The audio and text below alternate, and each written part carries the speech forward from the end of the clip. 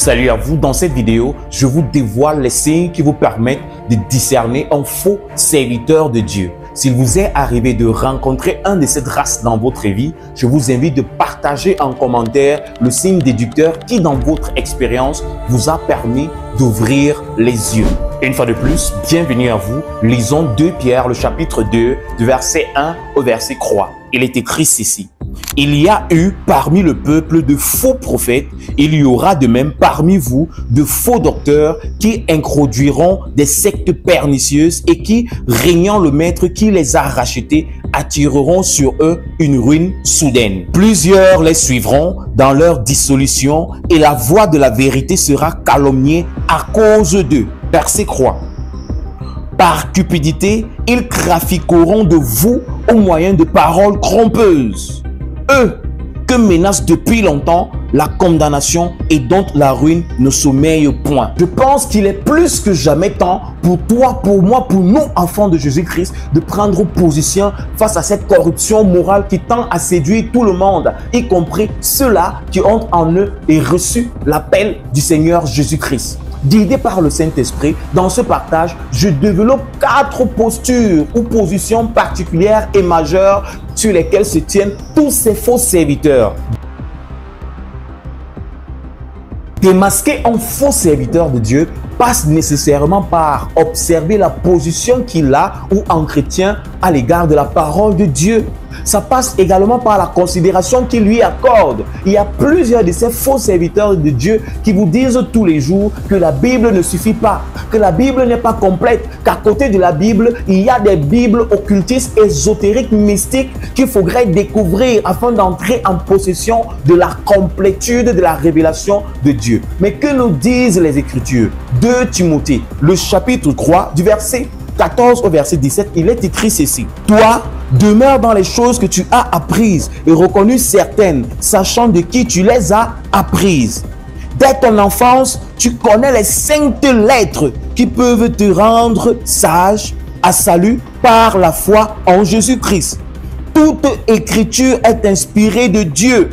Souvent, ces faux serviteurs de Dieu vous disent « Toute écriture est inspirée de Dieu ». Sortent cette référence biblique de son contexte pour vous dire que même le livre kabbalistique est inspiré de Dieu. Même le livre maçonnique est inspiré de Dieu parce que c'est le Saint-Esprit qui remettrait cette inspiration dans la vie des auteurs de tels bouquins. Mais regardez ce qui est écrit au verset 16. « Toute écriture est inspirée de Dieu et utile pour enseigner, pour convaincre, pour corriger, pour instruire dans la justice. » Verset 17. Afin que l'homme de Dieu soit accompli et propre à toute bonne œuvre.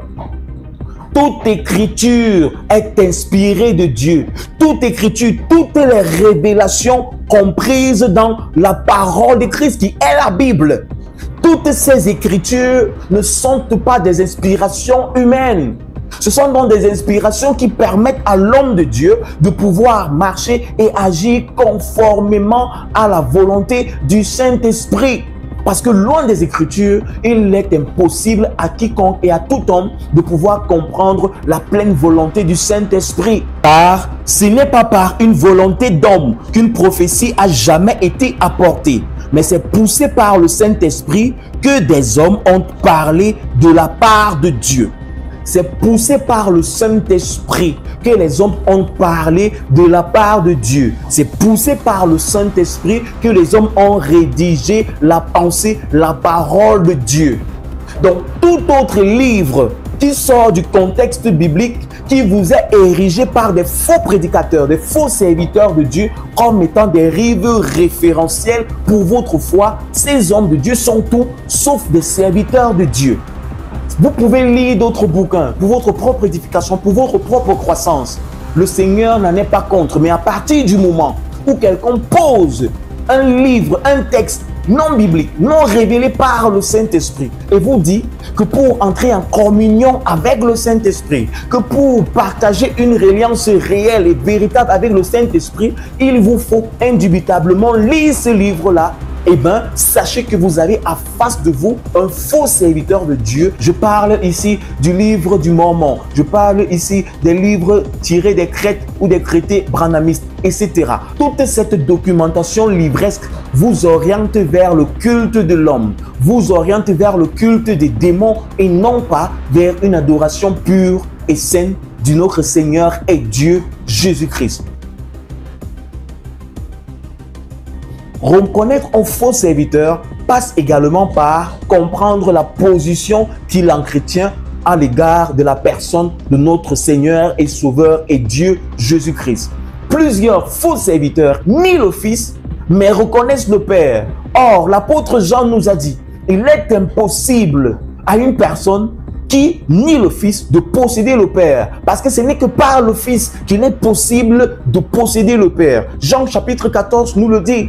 Notre Sauveur est le seul chemin, la seule vérité et la seule vie. Il n'y a que par Christ qu'on peut avoir le Père. Et plusieurs fausses religions et faux prophètes vous enseignent qu'il est possible d'avoir Dieu et Jésus-Christ serait une affaire facultative. Parle ici de ce conglomérat de fausses religions entretenues par des faux prophètes et faux pasteurs qui ont imposé dans leur culte que l'on ne puisse pas reconnaître la divinité de Jésus-Christ qui est Dieu. Dans Jean le chapitre 1, la parole de Dieu nous dit que la parole s'est faite chair et l'a habité au milieu des hommes. Dans le même chapitre, le verset 14, la Bible met en exergue le fait que la parole c'est Dieu.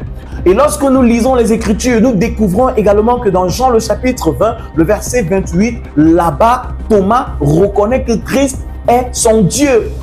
Donc Jésus-Christ est effectivement Dieu. Donc tout pasteur qui vous enseigne que Jésus-Christ n'est pas Dieu, c'est sans réfléchir, sans contradiction possible, cet individu serait donc un faux serviteur de Dieu. Dans l'église d'un faux serviteur de Dieu, on ne vous parlera jamais du péché. On ne prêche pas contre le péché. Et j'ai envie de dire, c'est le mardi gras pour le pécheur. You people will call it fornication. It is not fornication. I am your father. I say, don't marry a man you have not slept with. I am your father. You have taken a vow. Péché n'annule pas le salut. Et donc, ce n'est pas si grave que ça de pécher. Mes frères, cette doctrine est fausse parce qu'elle fait du salut le ticket gratuit, le ticket libéral qui excuse et comprend toutes sortes de péchés et toute vie de souillure et d'iniquité. Lorsque nous lisons le livre d'Hébreux, Hébreux le chapitre 10 à partir du verset 24, il est écrit ceci. Veillons les uns sur les autres pour nous exciter à la charité et aux bonnes œuvres. N'abandonnons pas notre assemblée comme c'est la coutume de quelques-uns, mais exhortons-nous réciproquement et cela d'autant plus que vous voyez s'approcher le jour. Car si nous péchons volontairement après avoir reçu la connaissance de la vérité, il ne reste plus de sacrifice pour les péchés. Les amis, pécher délibérément prouve que vous n'avez réellement jamais été régénéré. Le faux pasteur ou faux serviteur de Dieu vit dans ce qu'ils appellent l'hypergrâce, l'exagération de la grâce. Les péchés passés, les péchés présents et les péchés à venir leur sont déjà pardonnés. La vie de sanctification, la vie d'obéissance, la vie de consécration n'existe pas dans leur mode de fonctionnement parce qu'ils sont hyper gracieux. Que nous disent les Écritures dans le livre de Actes des Apôtres, le chapitre 17, le verset 30, il est écrit ceci. Dieu, sans tenir compte des temps d'ignorance, annonce maintenant à tous les hommes en tout lieu qu'ils aient à se repentir. La vie de crainte, la vie d'amour et la vie d'obéissance, la vie de sanctification amène l'enfant de Jésus-Christ à se voir humble et à se soumettre à son Dieu et non pas entrer dans une vie de libertinage spiritiste et non pas spirituel. Ils vous disent que le péché n'altère pas vos relations avec Dieu. Tiens, par exemple, ces faux serviteurs de Dieu qui vous disent que se masturber ne pose pas un problème. Or, vous savez, nous savons tous ce qui se passe tout juste après cet acte abominable qu'un chrétien pratique ou pratiquerait dans sa vie. Dans Romains 14, verset 12, il est écrit ceci. Ainsi, chacun de nous rendra compte à Dieu pour lui-même. N'oubliez jamais ces paroles. Donc, lorsque vous avez en face de vous un faux serviteur de Dieu, ne mêlez pas votre vie à sa vie. S'il vit dans l'impureté, l'immoralité, la saleté, eh bien, éloignez-vous, séparez-vous de lui, car il travaille pour votre perte. et non pour votre salut. Ils prêchent pour Satan et non pas pour Jésus-Christ.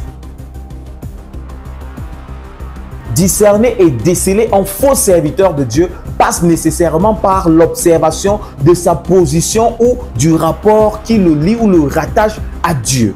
C'est généralement des individus qui pensent avoir une relation exclusive avec Dieu, une affinité, une amitié exclusive et infinie avec Dieu, au point où ils peuvent parler à Dieu, blâmer Dieu, crier sur Dieu et s'enorgueillir, faisant savoir aux gens qu'ils sont liés à Dieu par une alliance spéciale. Tous ne sont que des bonnies menteurs. Les amis, la Bible nous dit que l'obéissance vaut mieux que le sacrifice et que la rébellion est aussi coupable que la divination. Tous sont sous la désobéissance et marchent sous le couvert de la désobéissance. Mes frères, tout faux serviteur de Dieu n'échappe pas au syndrome du roi Saoul. Dans leur vie, il y a les quinaires de la vie du roi Saoul. Le premier, il a été appelé et donc il a reçu l'onction. Le deuxième, il a désobéi mais continuait à offrir des sacrifices. Le troisième, il a cru qu'il pouvait convaincre Dieu ou flatter Dieu ou se justifier devant Dieu. Le quatrième, il vivait exclusivement pour plaire au peuple. Et le cinquième, il a été rejeté par l'Éternel. Et ce syndrome du roi Saoul se vérifie encore dans la vie des faux serviteurs de Dieu aujourd'hui.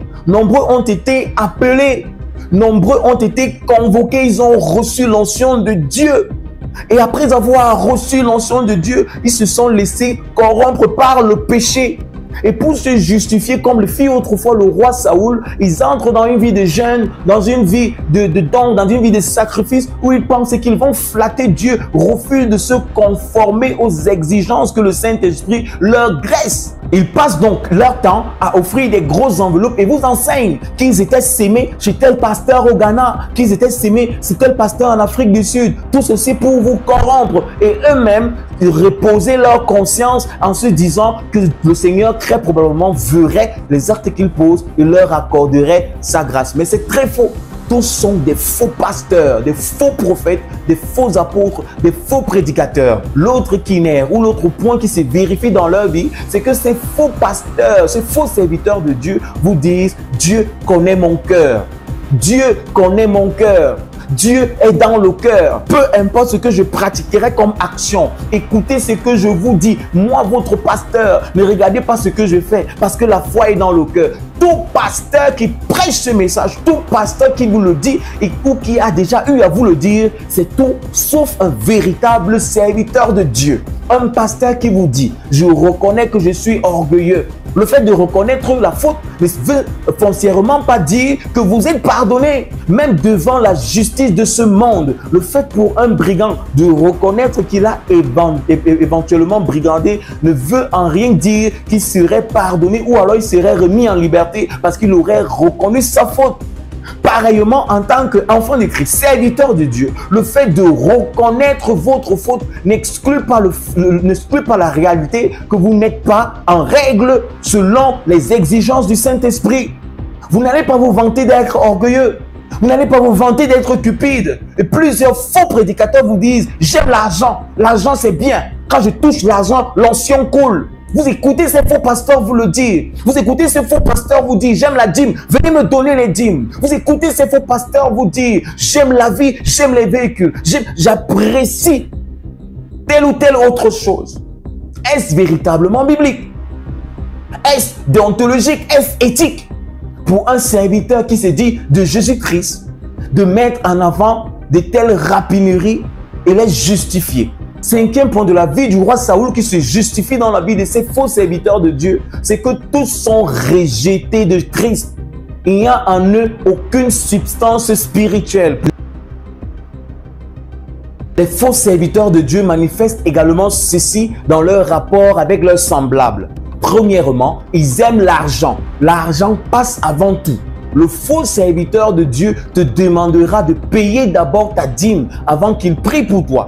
Le faux serviteur de Dieu ne marchera jamais à pied pour venir prier chez toi. Le faux serviteur de Dieu te demandera d'abord de lui faire un dépôt monnaie pour une quelconque prière. Le faux serviteur de Dieu, pour prier pour un malade, demandera d'abord à ce malade-là de lui donner un argent ou de verser un accroc. Le faux serviteur de Dieu ne fait rien pour rien. Et nombreux de ces faux serviteurs vous le disent pour qu'il prie pour toi, pour que sa bouche s'ouvre pour déclarer dans sa vie, comme ils le disent très souvent, il faudrait que vous lui donniez de l'argent. Et ont pour référence tout ce qui s'est passé dans la loi, vous rappelant comment est-ce que l'Éternel s'est réjoui après avoir mangé de la bonne nourriture sur Abraham. Ainsi, il faudrait que leurs esprits se réjouissent en mangeant votre dîme ou en mangeant votre sacrifice.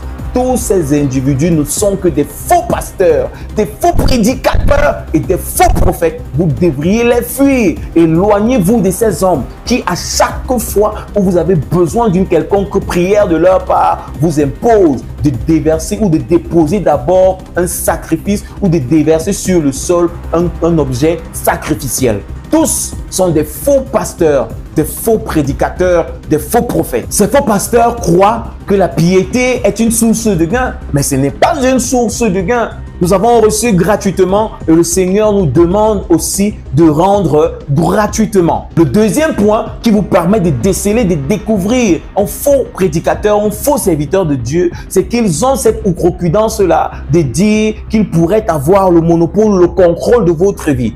Ils travaillent pour vous dominer, ils travaillent pour vous craquer, ils travaillent pour avoir le contrôle dans tout ce qui gravite tout autour de votre vie, tout ce qui caracole à votre vie. Ils travaillent pour avoir une prédominance, une domination absolue et totale. Or, la parole de Jésus-Christ nous demande de faire très attention et surtout, maudit soit l'homme qui se confie en l'homme. Mais ces hommes-là s'arrangent à ce que vous leur confiez tout et qu'il ne reste plus rien de votre vie à confier au Seigneur et Sauveur Jésus-Christ.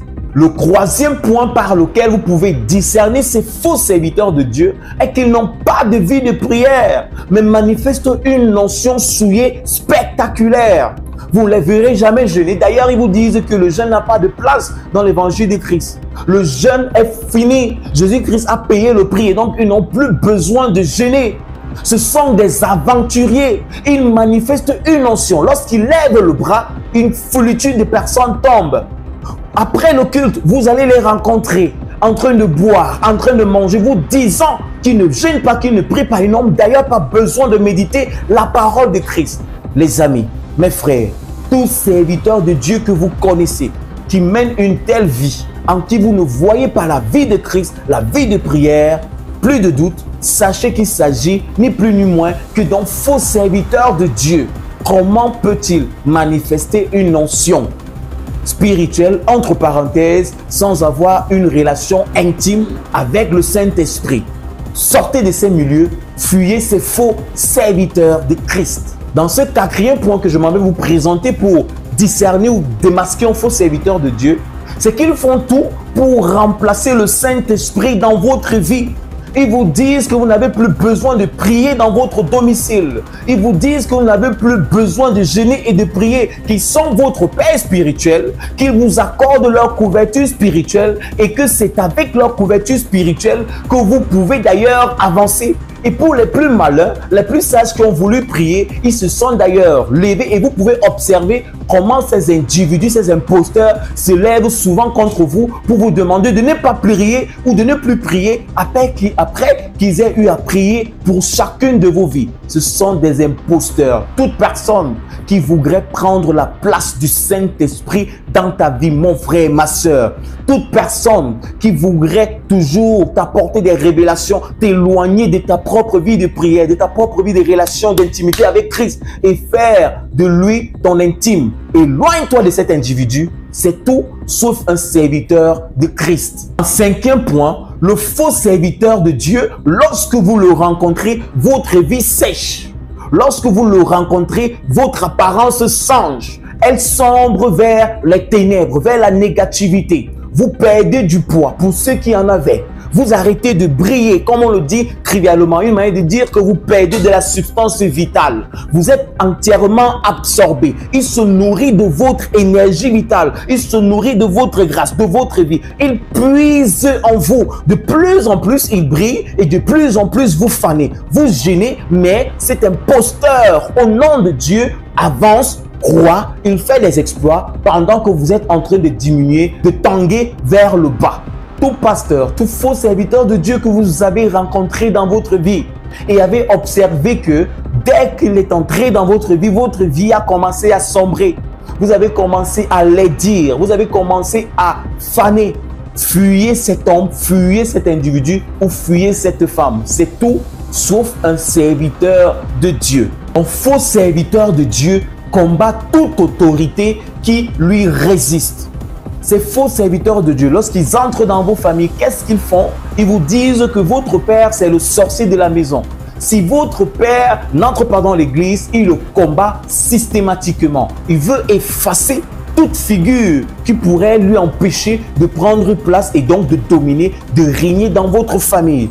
Tout faux serviteur de Christ, tout faux serviteur de Dieu, tout individu qui entre dans votre vie vous éloigne des figures d'autorité et tout sauf un serviteur de Dieu. Le Seigneur est venu unir, il est venu bâtir, solidifier les familles, non pas les diviser pour régner. Un faux serviteur de Dieu porte sur lui des accessoires mystiques, des accessoires occultistes. Ils ont des grosses bagues sagillinaires avec lesquelles ils envoûtent les brebis, ils envoûtent les âmes et contrôlent les vies et les familles.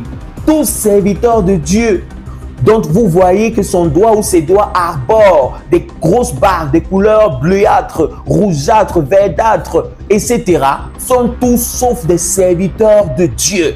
Tous ces serviteurs qui abordent des grosses croix, des grosses chaînettes, fuyez ces individus qui abordent des symboliques renvoyant à Christ. Fuyez ces individus qui abordent des extravagances spirituelles. Fuyez ces individus. Ils représentent tout sauf la voix de notre Seigneur et Sauveur Jésus-Christ dans ce monde. Les faux serviteurs de Dieu vous parlent toujours d'argent et vous disent que la Bible est une histoire d'argent. Vous disent que Jésus-Christ n'a parlé que d'argent, que de Genèse à Apocalypse, le Dieu de la Bible ne parle que de l'argent. Tout faux serviteur de Dieu vous imposera toujours un impôt spirituel, que ce soit le sacrifice d'action de grâce, le sacrifice pour l'onction, le sacrifice pour la dédicace de votre enfant, le sacrifice pour le roi d'aînés, le sacrifice des prémices, le sacrifice pour le nouvel an, le sacrifice pour la fin d'année, la dîme, des offrandes. Il multiplie les taxes, il multiplie les impôts, il multiplie les règles spirituelles afin de prélever encore et encore plus de votre argent, votre premier salaire, votre premier enfant, votre première voiture, votre première entreprise. Toutes ces réflexions rivées vers les possessions financières, l'amour de l'argent, la luxure, ne viennent pas de Christ, mais viennent de leur penchant insatiable à l'égard de l'amour, de l'argent, des biens terrestres. Tout serviteur qui fait de ces choses l'axiologie de sa foi est tout sauf un serviteur de Dieu, c'est donc un serviteur de l'ennemi. Un faux serviteur de Dieu se reconnaît également par sa capacité à maintenir les frères tout autour de lui dans l'ignorance. Parce que pour lui, tout frère qui connaît les Écritures est potentiellement une personne sur qui il perdrait le contrôle. Aussi, il s'arrange à ce que ce ne soit que vers eux que vous alliez puiser en termes de connaissances. Vous éloigne de la méditation des Écritures. Lorsque vous lisez les Écritures, vous vous rapprochez vers eux pour partager, ils vous chassent. Vous observez de sitôt sur leur visage des postures de colère. Et à cause de cela, ils vous placent en quarantaine parce que vous commencez à connaître. Vous commencez à lire et vous commencez à vous laisser instruire par la personne du Saint-Esprit. Tout véritable serviteur de Jésus-Christ s'arrange à partager la connaissance, s'arrange à faire en sorte que tout homme chrétien, tout autour de lui ou non, puisse entrer dans la connaissance de la personne de Christ et ce, tous azimuts.